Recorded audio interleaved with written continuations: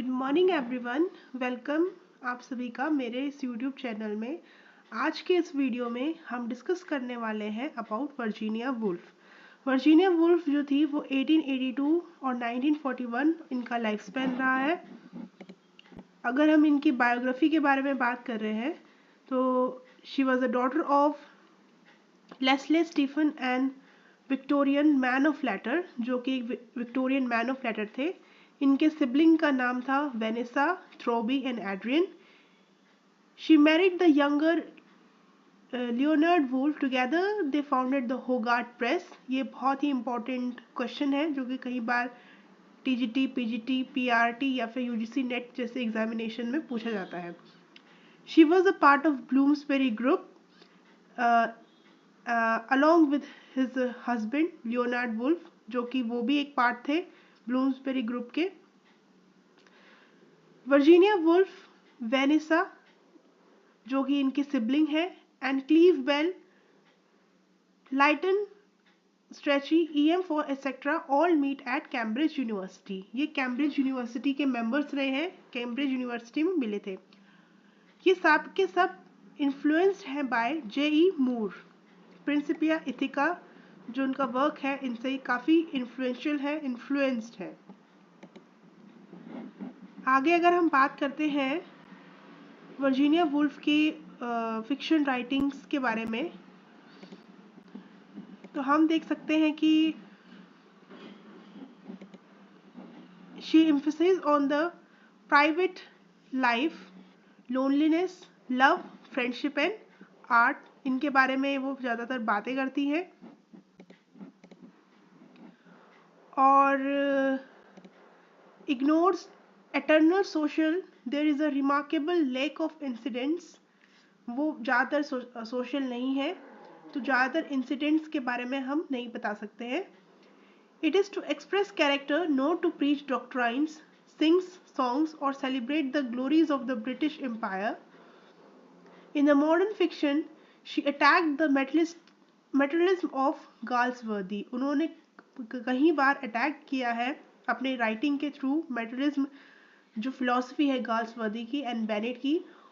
क्यों अटैक किया है? For assuming that the eternal details of people life can reveal their inner world. क्योंकि जो उनकी एक्सटर्नल डिटेल्स हैं पीपल की, वो कहीं ना कहीं उनके इनर वर्ल्ड को दर्शाती है, रिफ्लेक्ट करती है।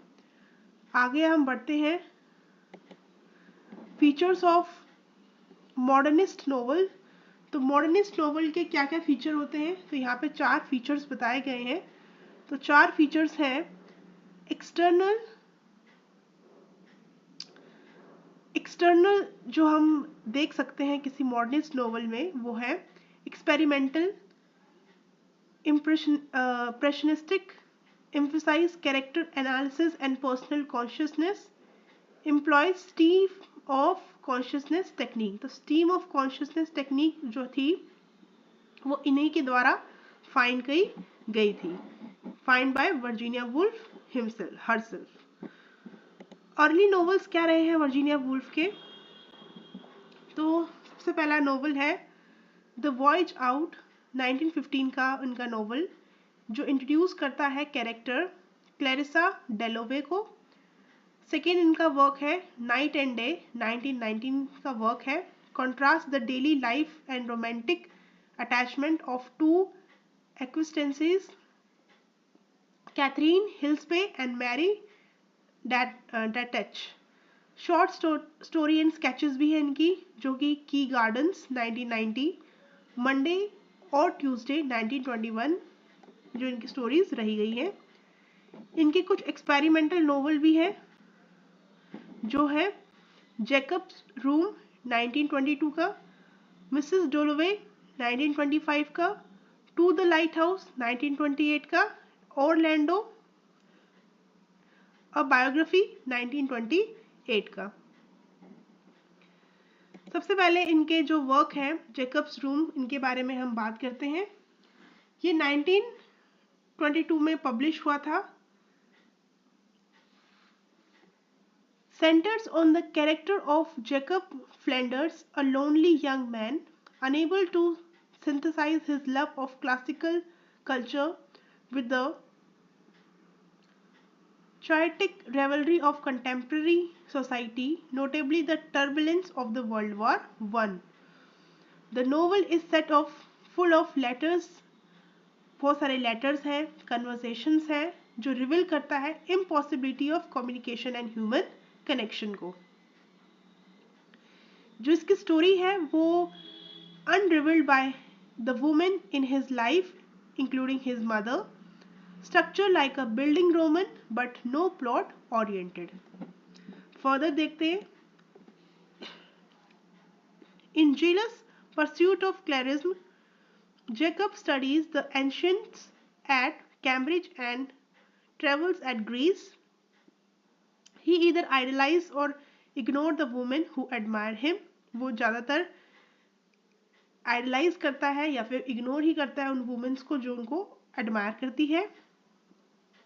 नोवेल के एंड में हम देख सकते हैं scattered object in an abundant room are all that remains of the Jacob's life. जो कि जैकब्स लाइफ में यही सारी चीजें रिमेनिंग है. The last words are a pair of Jacob's old shoes including उनके फैले हुए रूम्स और उनके कुछ ओल्ड शूज जो कि इंडिकेट करते हैं that the protagonist is no more. The second novel which we are going to talk about in the next slide that is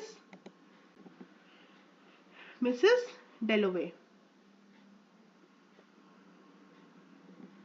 covers one day from morning to night in one women's life. ये एक day को cover करती है किन्हीं औरत की life का, किसी वुमेन की लाइफ का एक डे को पूरा कवर करती है. उस औरत का नाम है क्लैरिसा डेलोवे जो कि अपर क्लास हाउसवाइफ है. Walks through her London neighbourhood to prepare for the party she will host that evening.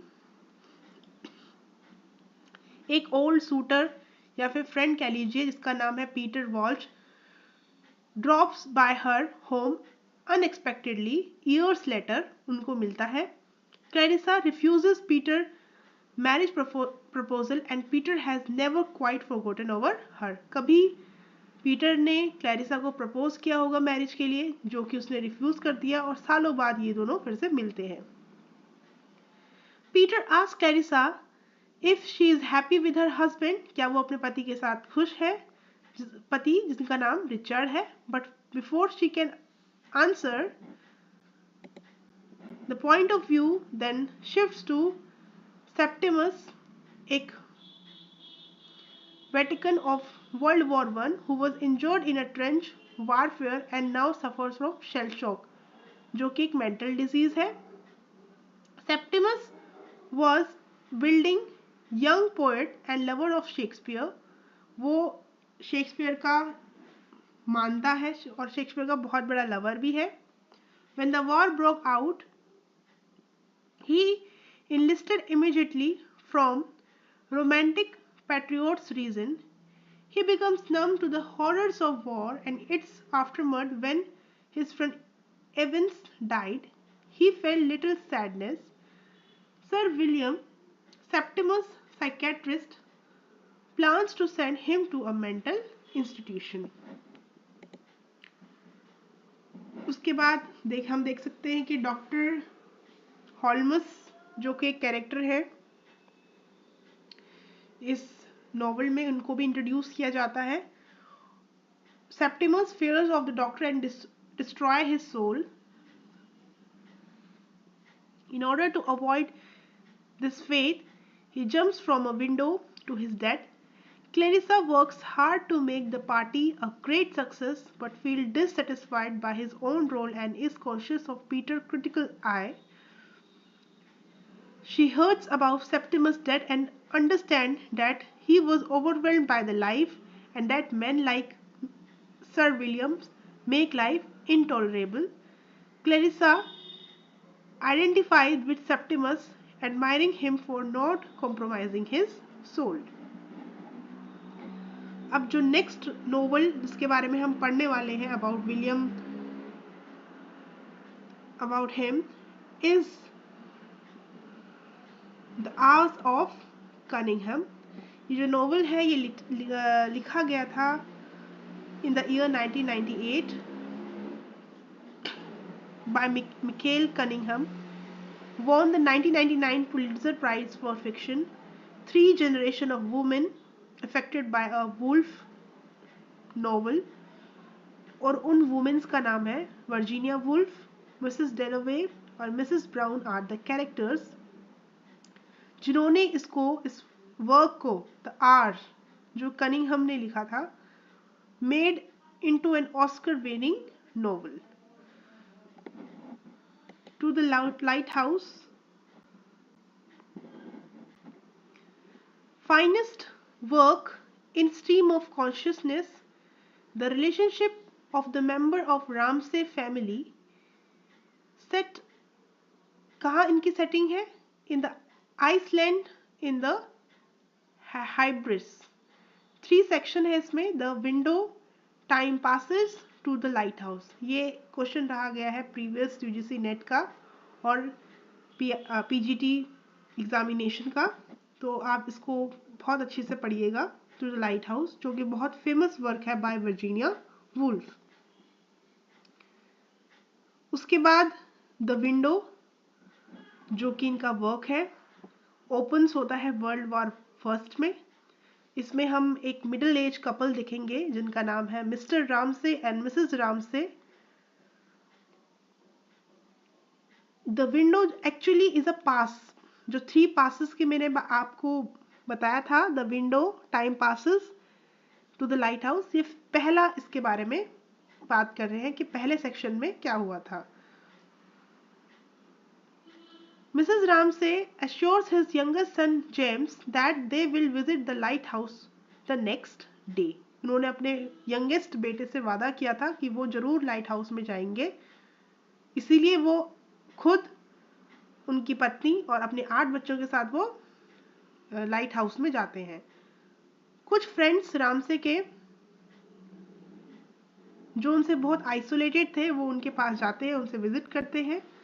उसके बाद हम सेक्शन सेकंड के बारे में बात करेंगे, टाइम पासेस, जो कि टू द लाइट हाउस का सेकंड पास बोल सकते हैं या फिर सेक्शन बोल सकते हैं,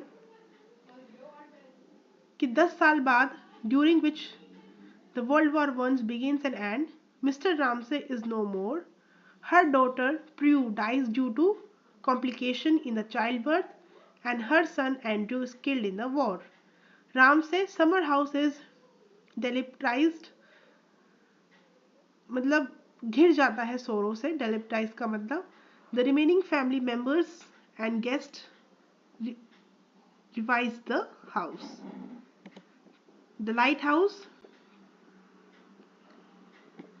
Mr. Ramsay finally plans on taking the long delayed trip to the lighthouse with his son James and daughter Camilla. James keeps the stealing boat steady and he hears praise instead of oral harsh word. ये एक range provide करता है, movement of connection between father also changes. Art के बारे में बात किया गया है कि आर्ट जो है perhaps that only surety in the world distinct and determined to change. Lily जो है वो वहाँ की एक पेंटर थी जिसका पूरा नाम लिली ब्रिस्क्यू है, जो एक पेंटर है प्रोफेशन से, is trying to paint a picture throughout the novel. Throughout the novel आप देखते हैं कि वो एक पिक्चर्स बना रही होती है जो कि वो एंड में कंप्लीट कर देती है। अब आते हैं इनके दूसरे वर्क्स के बारे में, the dark novels of the 1930s। तो ये जो अभी आपने नोवेल पढ़े, सेक्शन पढ़े, ये 1920s के वर्क थे, और अब आप जो नोवेल पढ़ने वाले हैं वो 1930s के वर्क हैं, जैसे कि ऑरलैंडो हो गया, एक बायोग्राफी है 1928 की। ये एक एंटी नोवेल है जो एक आदमी की कहानी बता रही है, जो कि रही है क्योंकि ये आदमी एक औरत में चेंज हो जाता है, इसलिए ये कहानी एक आदमी की है जो कि एक औरत में चेंज हो जाता है। ये बेसिकली कहानी किसकी है? वर्जीनिया वुल्फ की फ्रेंड जिसका नाम है विटा सेकविले वेस्ट, उनकी कहानी है। defies the conventions of the genre of novel and satires the conventions used by historical biographers. The Weavers 1931 में पब्लिश हुआ है। ये एक अनकन्वेंशनल नॉवल है जो कि आपको स्टोरी प्रोवाइड करता है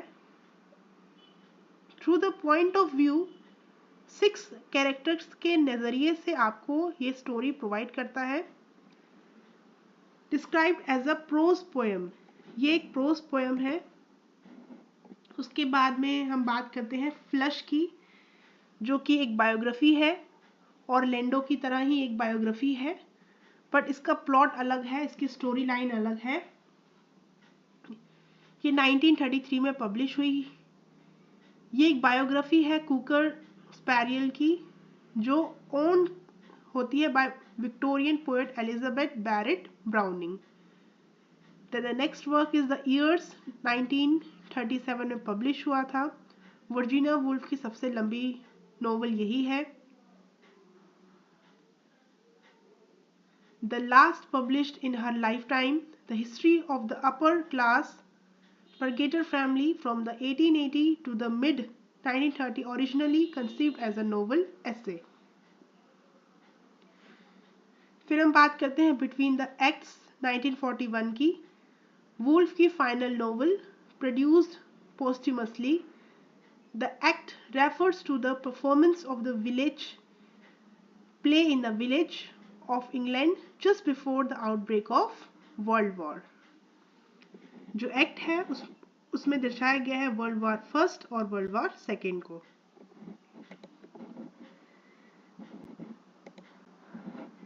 इस स्लाइड में हम बात करेंगे Virginia Woolf as an essayist. Her essay concern feminism and pacifism. इनके एसे के नाम है the common reader 1925, modern fiction, modern essay, mister Bennett and Mrs brown, how it struck a contemporary movement of being.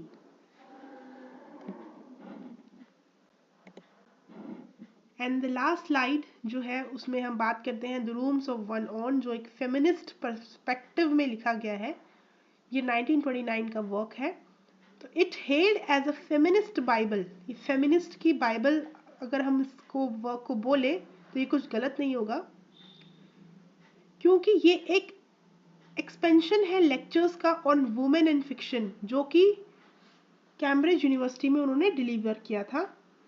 Advances the thesis that a women must have money and a room of her own if she is to write a fiction. If a women wants to write a fiction, तो उसके पास ये दो चीज़ें होना बहुत ज़रूरी है। The first is money and the second is the room of her own. The figure of Judith Shakespeare is generated as an example of the tragic fate of high intelligence women. 3 Genesis, sequel of A Room of Her One's Own. So that's it from my side. If you like the lectures, please subscribe my channels. Thank you and have a nice day.